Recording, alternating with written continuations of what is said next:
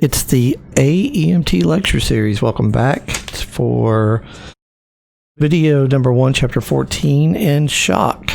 And so we're going to talk about a few things, get things going. And shock can be complicated at times, but it's important that we're able to recognize shock.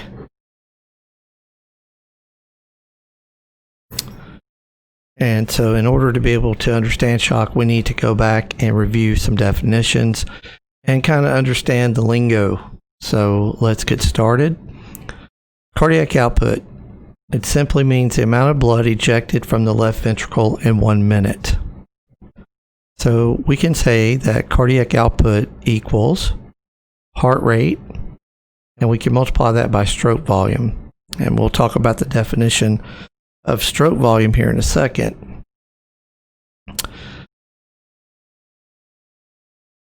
Cardiac output obviously had major influence on blood pressure. The normal cardiac output for adults at rest is about 5 liters per minute. The left ventricle pumps the entire blood volume of the body through that left ventricle in 1 minute. And that's quite interesting. So cardiac output, it can be dependent upon a couple of things, and the first thing is heart rate, number of beats per minute. Okay, so when we talk about heart rate, what kind of factors control heart rate? And we can come up with a couple. We can come up with parasympathetic, right? And the sympathetic nervous system. So when we talk about these guys, sympathetic, all right, so we're going to have your epi and your norepi. Okay, and then parasympathetic, sympathetic. Okay, we have a hormone there, acetylcholine. All right, so both of those impact heart rate. And what we're going to do is we're going to put all this together here once we cover the definitions and talk a little bit about them. So those are two things that affect heart rate.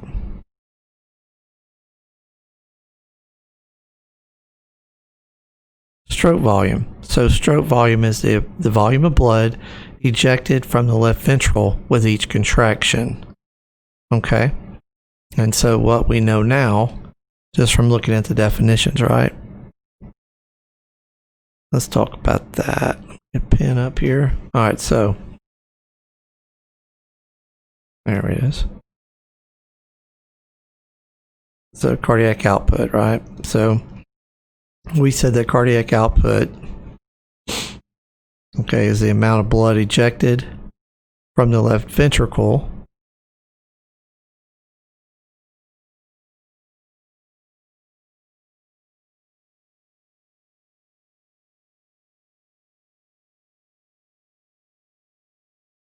from the left ventricle, right? In 1 minute. All right, so now we're looking at stroke volume. We're talking about volume again, right? But stroke volume, same definition, but we're talking about each contraction.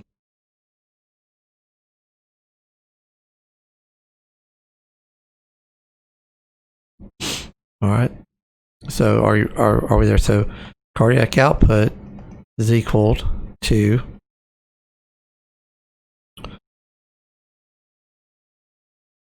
heart rate multiplied by stroke volume. All right, and so remember that, and because we're going to put it together here shortly. Let's keep going. Let's talk about preload, right? All right, so preload.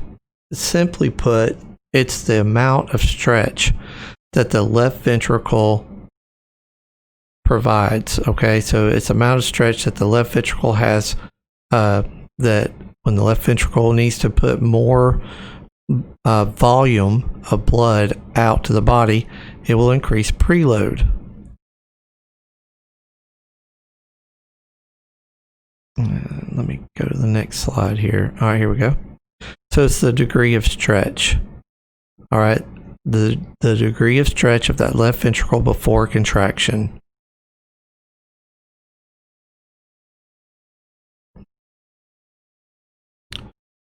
Preload is dependent upon something though.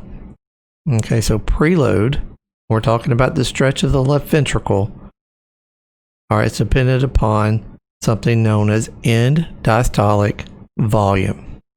Okay, end diastolic volume. Oh, sorry, volume.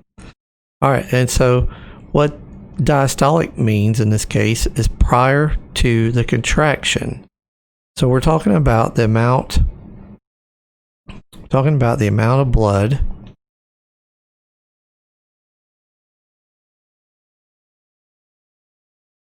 okay, and I'm just going to put like in parentheses here, like we'll put milliliters. So that's what we're talking about, the amount of blood inside the left ventricle.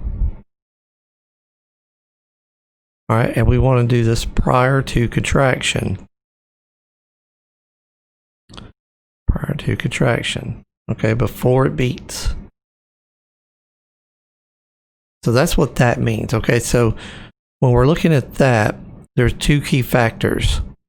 Okay, one is the duration of the ventricular diastole. All right, and so all that's saying is, all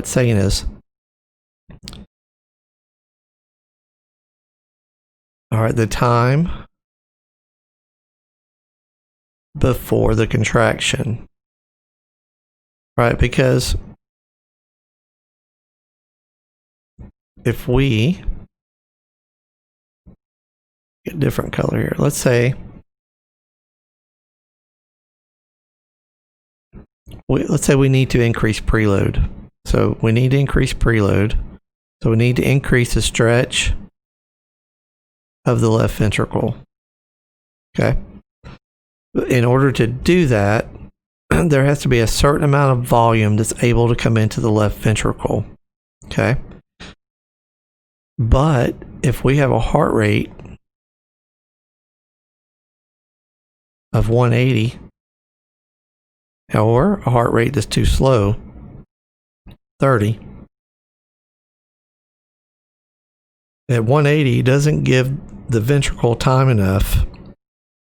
There's no time for the ventricle to fill.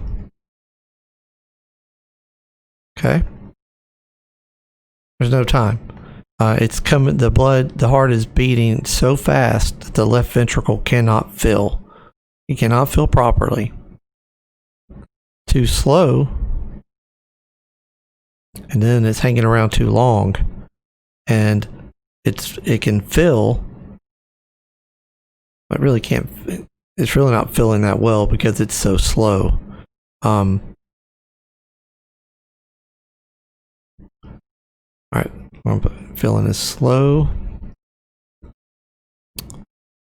and it's slow to come out. Okay, so two key factors: the duration of ventricular diastole. So we've explained that. All right, duration. So remember pulse rate.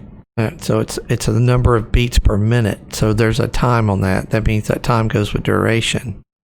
Okay, duration, beats per minute. So the beats per minute of ventricular diastole. All right, so that's one key factor there. So let's talk about another key factor.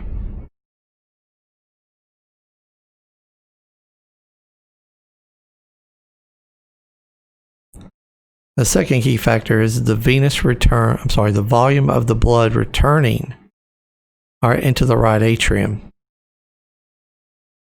So let me see here 1 second.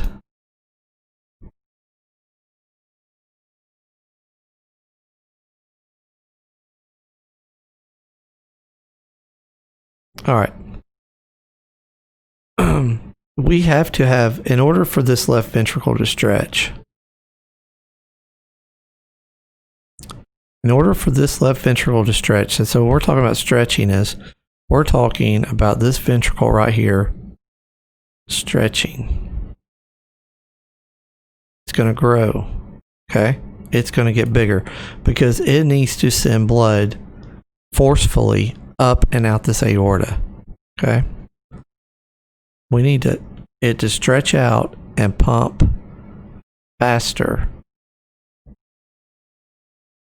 And it needs to pump with some strength, and it needs to get it up and out that aorta, right?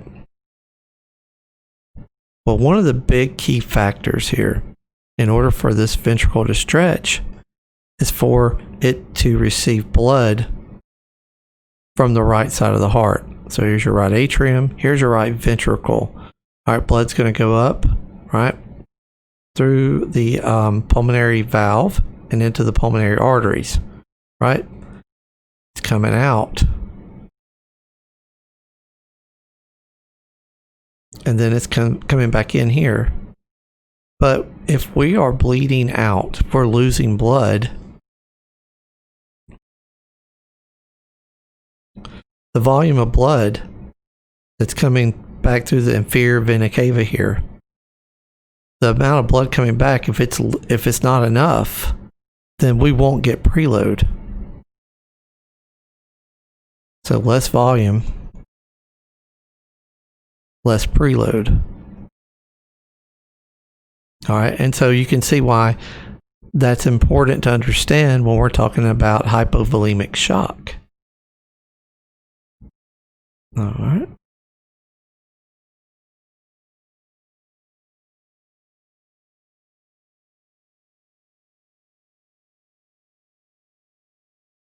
Let me back up one. All right, so those are the two key factors. Two key factors, the duration. All right. And we can put beats per minute, right? And then venous return, the volume of blood. All right, and coming from that right atrium. All right, so let's keep going. We talked about that. All right, greater preload. In order to get greater preload, then we need to increase stroke volume. All right, we need to increase cardiac output, and we need to increase the blood pressure. All right, so remember Frank Starling. All right, greater volume of blood stretches those muscle fibers, right? Like we just showed you, and increases the force of the contraction. So how does the body going to do that? Do that, and who can help? Who can help with this? And so we know that the central nervous system can maybe help us out. Okay? Because we know, man, if I get this pen to work, we know that epi and norepi. You know, we're going to get an increase in heart rate, right? But we also are going to get something else. It's going to help to increase the contraction of the left ventricle. And remember, epi, norepi, part of the sympathetic nervous system. So it's going to help us out there. It's going to increase our heart rate, and it's going to increase the force of the contraction of the left ventricle. So we're going to take that. Now, remember that we're losing blood. So we're going to pump it through faster, the blood cells that we have, right? And we're going to pump it through with more velocity. Okay. You know, when you have an 1 3/4 line, and if you have 40 pounds of pressure on that line, you're not getting a good stream. All right, but let me increase the pressure to 80, and now your stream is much better. I didn't increase the volume. I didn't hook up to another hydrant. I didn't do anything. The only thing I did was I increased the pressure. Okay, and so that's what the body's doing. It's increasing that pressure, and it's getting that through preload. It's getting that from increasing the heart rate and increasing the force of the contraction from the left ventricle. And we just mentioned contractility. We talked about epi and norepi here. We're not going to worry about afterload right now. All right, systemic vascular resistance. What is SVR? And so we look at this and we see the word systemic, we see vascular, and we see resistance. And so all this means is it's the resistance of blood flow through the vessel. Now, we know that when we called upon the epi, right? So we called upon the epi for help. Central nervous system. Okay. Okay, central nervous system, the autonomic nervous system, sympathetic. That's the alarm that has ran. Okay. That's who's been dispatched. And through this, we get epi and norepi.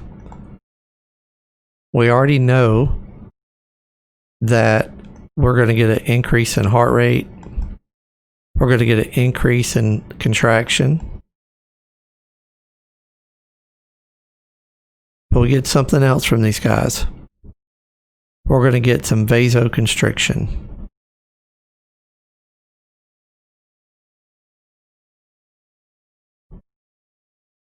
All right, vasoconstriction. So that's what we're going to get. So when we vasoconstrict, we're going to get a greater resistance because the diameter of the hose or the artery or vein, in this case, decreases, right? We're decreasing that in order to increase velocity. Okay, so we're going to make that smaller so we can increase the pressure. All right, so that kind of explains the vascular resistance, but what about systemic? And let's look at that. There's two types of circulation. We have systemic circulation and pulmonary circulation. The word systemic, we just saw, that's what we need to understand. Systemic circulation is blood that's pumped out of the left ventricle through the aortic valve and into the aorta and out to the body, feeding cells. Okay, we're feeding cells with O2, and we're going to remove the CO2. Okay, that is systemic circulation. Now, once this process happens, we need to return to the right side of the heart. Why? Because we have a bunch of CO2 that we need to drop off in the lungs in order for the respiratory system to breathe it off. And then we need to receive we need to receive oxygen up here. All right, we need to receive O2 from the alveoli. When we do this, you'll see the blood coming into the right atrium. It's going to go through the tricuspid valve into the right ventricle through the pulmonary artery. And once we're in the pulmonary artery, we're in a different type of circulation. Here, we're in pulmonary circulation. The blood comes out. It's going to drop off CO2. It's going to pick up the O2 that it needs. It's going to become oxygenated, right? And then the blood's going to return back to the left atrium. And when it comes back to the left atrium, it goes through the process of systemic circulation. So now we can understand the definition: systemic vascular resistance, SVR.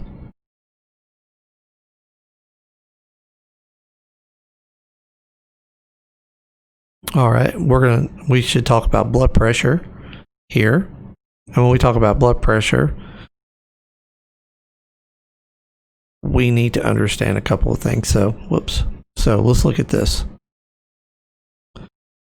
So we know blood pressure, and it has systolic and diastolic. Okay, so systolic represents your left ventricle. Okay? It represents the strength and the health of the left ventricle.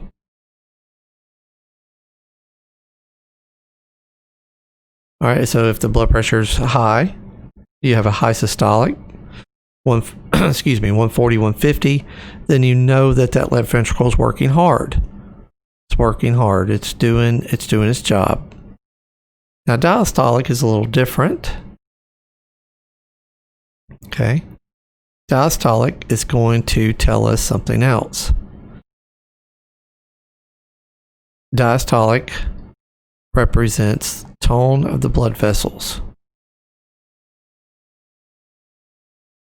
Diameter. That's a word that we just talked about. When we're talking about systemic vascular resistance, we're talking about vasoconstriction or vasodilation. We can see that in the blood pressure. Your diastolic blood pressure, when this pressure is increased, and that's what we're doing, we're increasing pressure in order to increase velocity. Okay, so let's say you have a diastolic blood pressure of 80, which would be normal. It's going to be on the rise. All right, the higher this number gets, the more it represents vasoconstriction.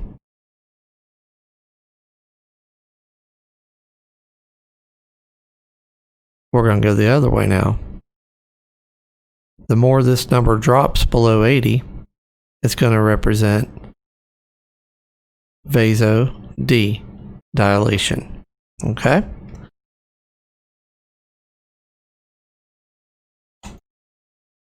We've talked about the autonomic nervous system and SVR and how that happens. Well, let's back up for a second. We talked about how we get vasoconstriction from the nervous system. Let's talk about vasodilation. Dilation can occur from a few different things. Vasodilation can occur from a response to histamine.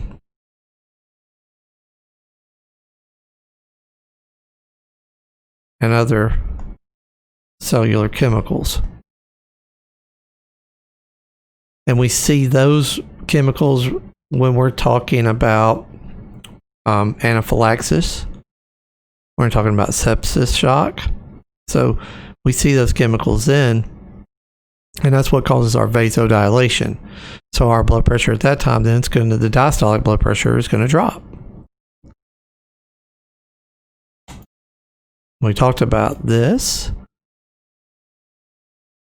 We talked about that. SVR effects on pulse pressure. So when we talk about pulse pressure, we're talking about the pressure between the systolic and the diastolic.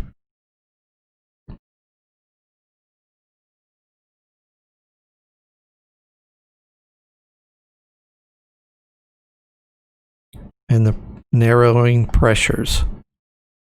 Okay, so an example here is 132/74. So we can do the math on this. It's not hard. We subtract 132 from 74. It's going to give us 58. Let's multiply 132 by 25%. So 132 multiplied by 0.25 is going to give us 33. This number, 58, is greater than 33, so the blood pressure is not narrow. But we also can talk about, just in general, narrowing pulse pressures.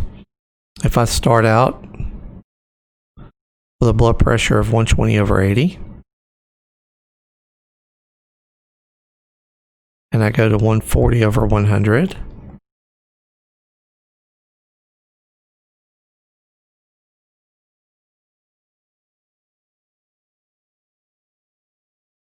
then I look at maybe 118/100.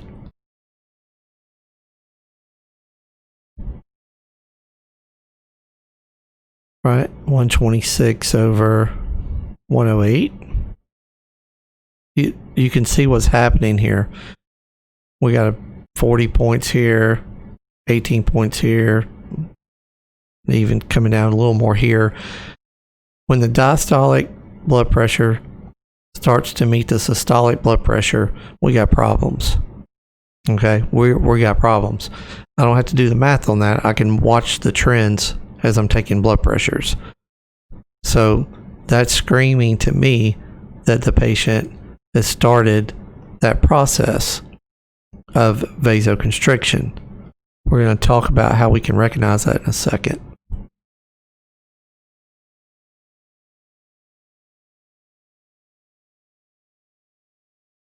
Okay, let's talk about it.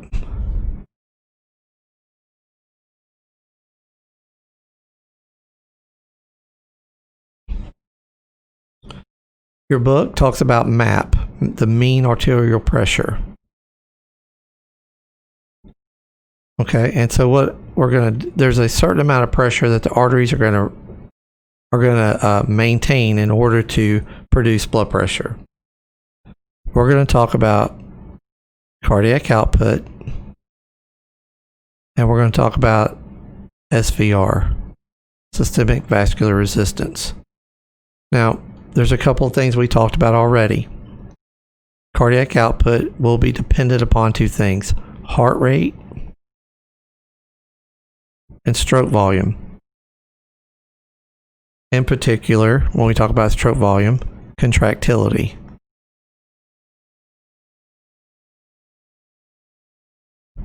All right, 1 second, let me give myself a little more room here.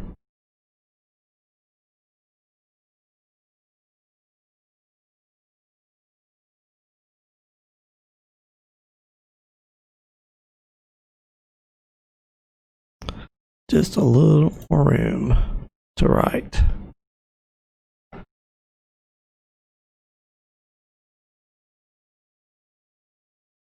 All right, contractility.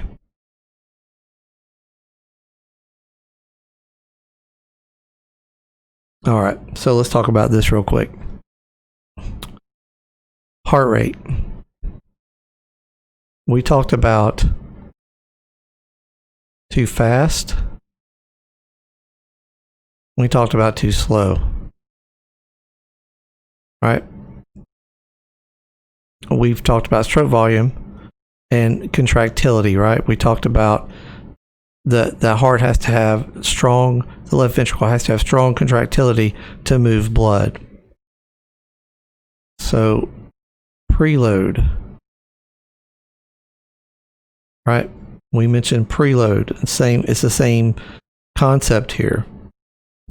Preload. So, what can affect preload? Well, obviously, volume. We mentioned volume affecting preload.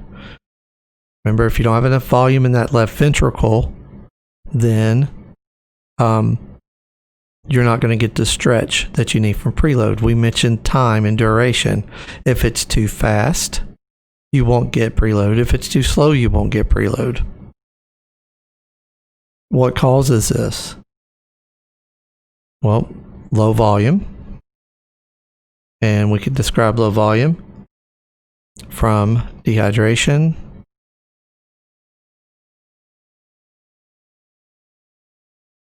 diaphoresis, diarrhea. Okay. All right. And so we could call that the 3 Ds. And how about an H for hemorrhage? The downer Ds, the 3 downer Ds and the H. Okay. So that all can affect preload. We're talking about volume. What's some conditions that affect volume? Well, we can talk about obstructive shock. It affects volume.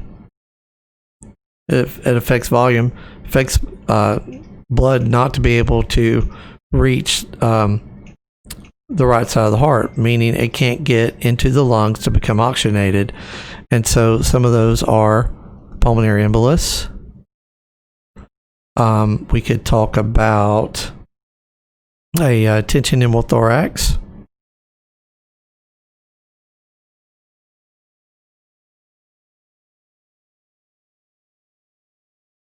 A pneumothorax can cause that.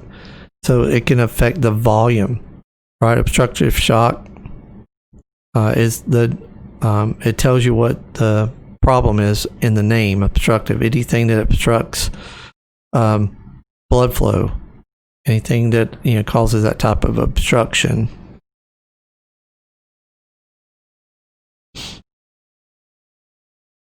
Now let's go over to SVR. We mentioned this earlier. So systemic vascular resistance. So we know that vasoconstriction can help, with our blood pressure. By vasoconstricting, it moves blood from the peripheral up, right? But SVR can go the other way. SVR can dilate. And we see that in neurogenic.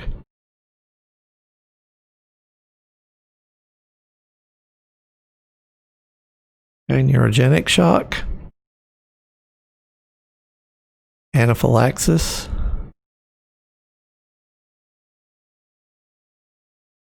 Sepsis. Okay, all three of those. We can see that in the SVR. And so now, let's put something with it. Let's say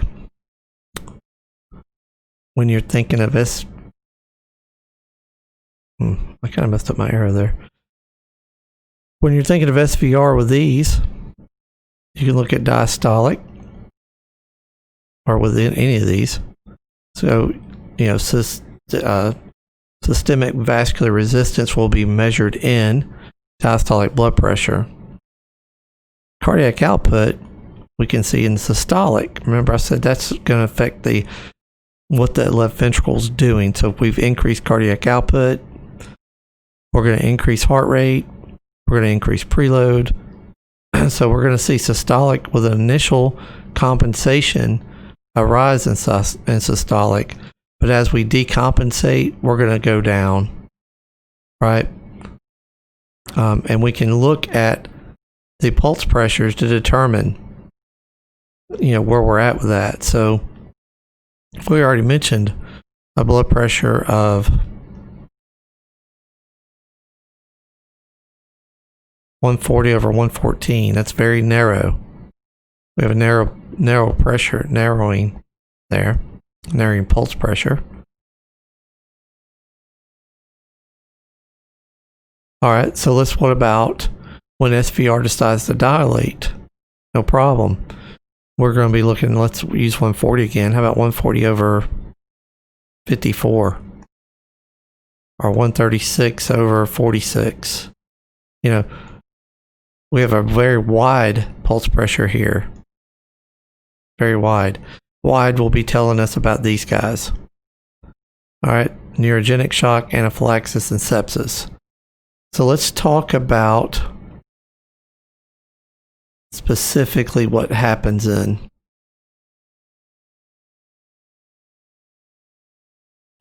these shocks, right? And so what we end up looking at here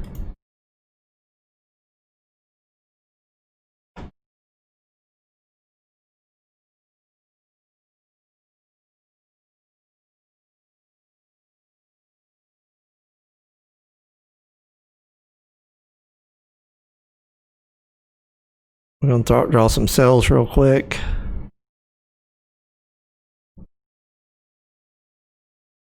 All right, and so just drawing them really quick here.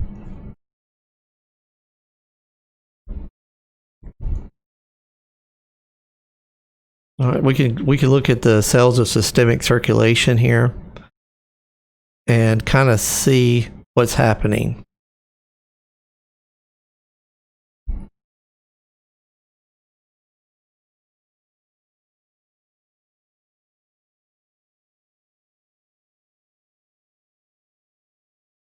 Okay, so here's some blood flow here.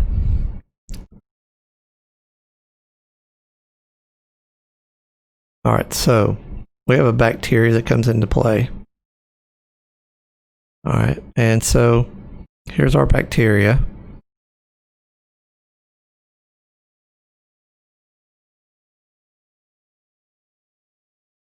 All right, and so the bacteria starts releasing these endotoxins.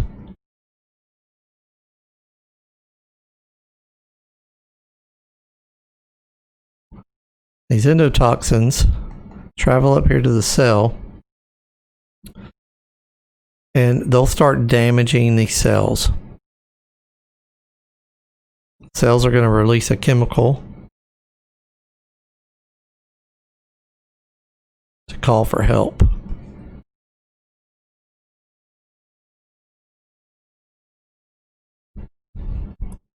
Then what you're going to have is some white blood cells that are floating around, right? And these white blood cells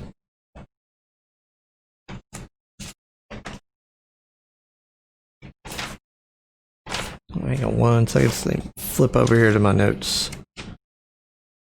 Could only do so much of this by memory.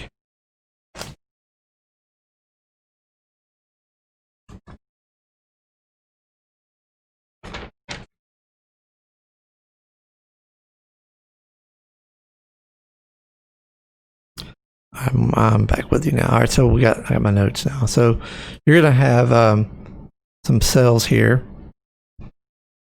They're called like mast cells. I think I've already done this video lecture once, so I'm gonna keep it real short on this one.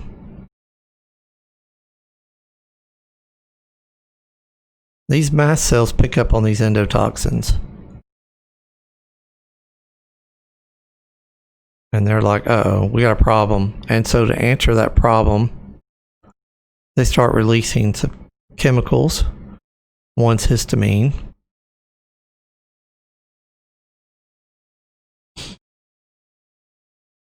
They're going to release some leukotrienes.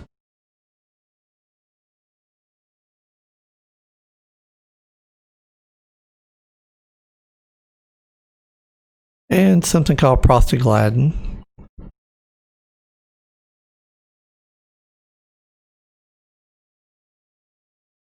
Okay, and so what you're going to see happen here is histamine is going to cause issues. So histamine is going to come up here, systemic circulation cells, and they're going to cause vasodilation. So let me draw that. So we're going to have some big cells here.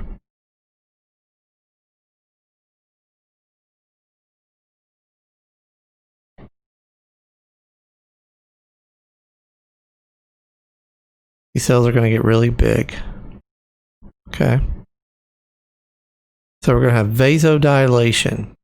And they do that, one, so that they can get bigger, allow more blood flow, so they can get some white blood cells in there, right? Because they need some white blood cells in there. Problem is,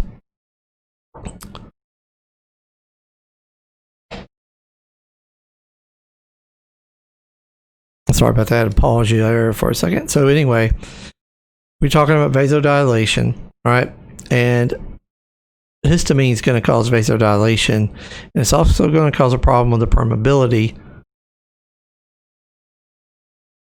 of the membrane, right?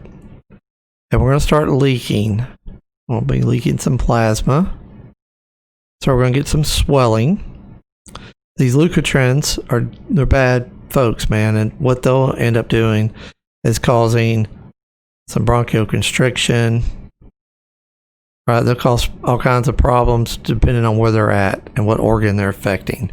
So look, I don't want to spend an hour in this, but that's kind of what's going on there. So it's because of your vasodilation in this case that your diastolic is going to be lower. Okay? Vasodilation is going to cause the diastolic to drop.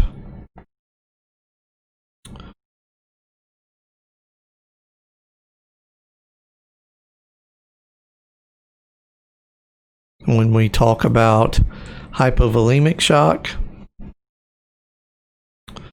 all right, so in hypovolemic shock, we're losing volume. right? We're losing volume.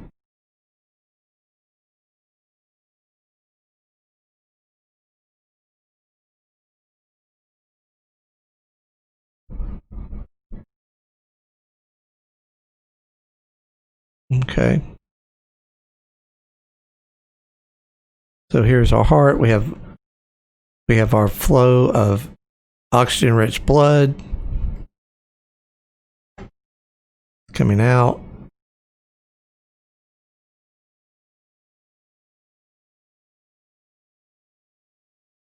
All right, we're going to have our cells here.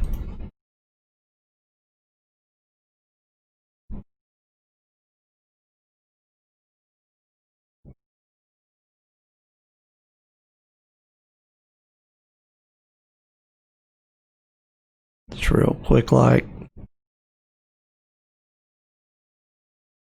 And so on a normal day, you know, we're exchanging O2. I'm sorry, we're taking on O2. We're getting rid of CO2. Life is good. But if we're losing volume, what's happening? Well, one, we're getting insufficient.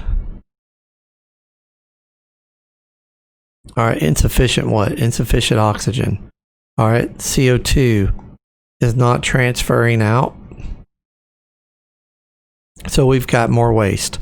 If we're building up CO2 and we're at very little oxygen, we're getting pyruvic acid changing to lactic acid.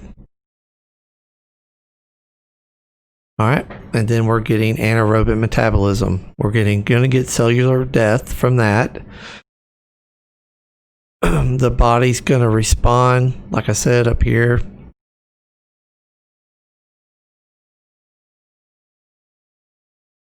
Brain,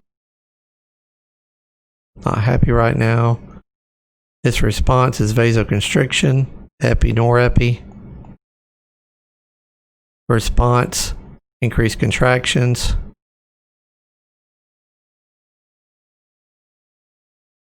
Right, response, increased preload. Preload, what's it do? It increases the pressure. Right, it can't, we say volume, but we only have so much volume to deal with. So we're going to increase pressure here in hopes of delivering those red blood cells with hemoglobin carrying oxygen quicker. All right. So all of that is happening. We come over here to, and this is what kind of circulation? Systemic. We come over here to this side. We have blood returning to the right side of the heart. And if we don't have enough blood returning to the right side of the heart, what does that affect? Preload. All right, because it's affected by EDV, right, and diastolic volume and heart rate. All right, so we have blood, unoxygenated, dirty blood coming through here, going out the pulmonary artery. To the lungs we go.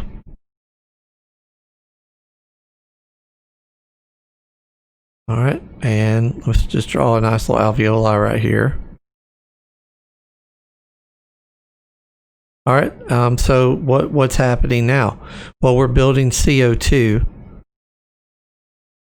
We need to get rid of it faster, increase respiratory rate. All right. So that's where we're at now. But let's look at the epi, norepi.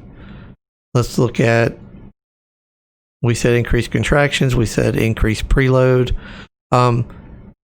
We didn't say increase vasoconstriction.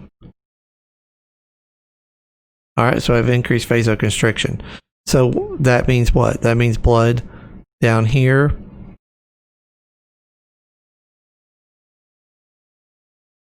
in the periphery, right? So here's all your good stuff up here around your chest. So down here around the legs, right? We're going to send blood up to the major organs. All right, if so, for vasoconstricting,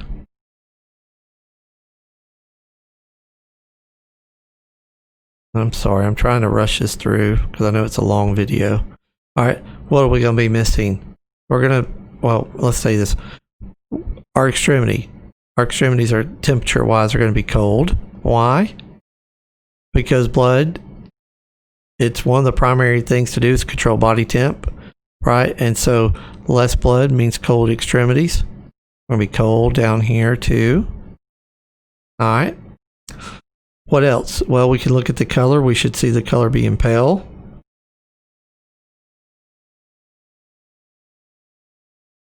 And weak to absent pulses. Why? Because everything's constricting. That's why. All right. So that's why we have to understand this type of shock, because what? Because we can look for the signs and symptoms of this, and we can anticipate what's going on before we see somebody bleeding. They could be bleeding inside, and we need to recognize that in order to treat them.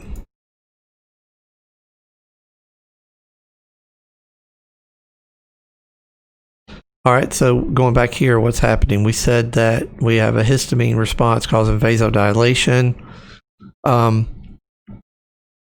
What are we going to see in the extremities? All right, so we got our legs down here. And your arms. Sad, so sad. All right. I'm sorry. The opposite. If we have a bunch of blood down here that's dilated, our extremities are going to be warm, right? What else? The pulses will still be there. But we'll have pulses, right? Warm pulses. All right, so we're going to be dependent upon looking at that blood pressure for widening, not narrowing, widening, 120/40. Very wide pulse pressure here. All right. And flush skin, not pale. Flush skin or red.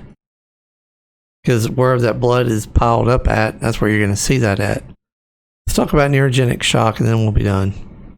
All right, so neurogenic shock. What do we have going on here? Here's your spinal cord. Here's your brain up here.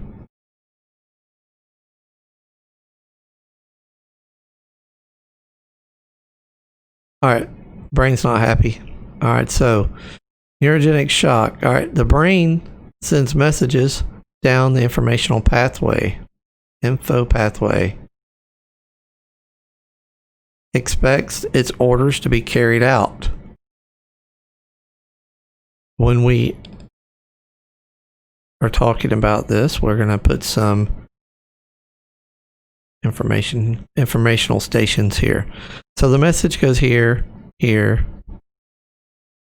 and here.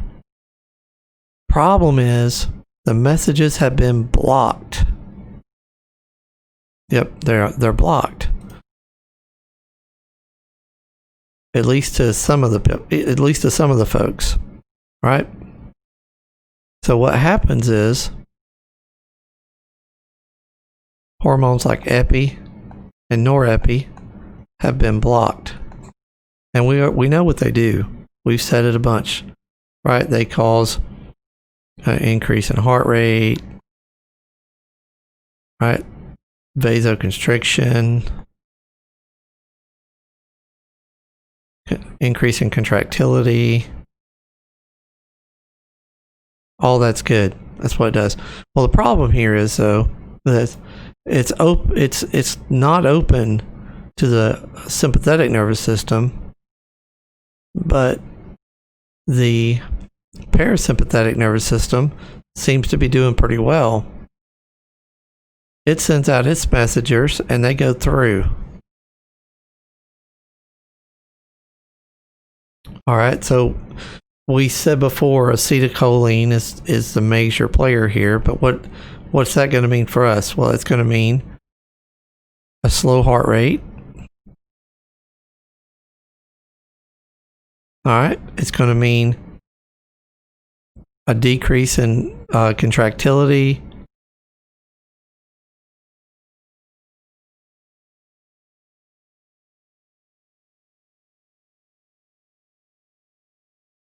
And we're going to have vasodilation.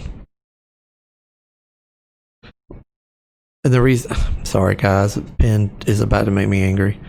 We're going to have vasodilation, vaso-D. And the reason why we're having vasodilation is because we have no epi or norepi floating around to counterbalance the acetylcholine. Blood pressure. It's going to be wide. Okay. Pulse rate. Slow normal. Slow normal. Okay. So you're going to have warm extremities from vasodilation. And they're going to be red to flush. There you go. That's shock in a nutshell. All right. That's the kind of stuff you need to understand, be proficient in it, and be able to recognize it. Hey guys, thanks for bearing with me with a long video here. We will see you with the next video shortly.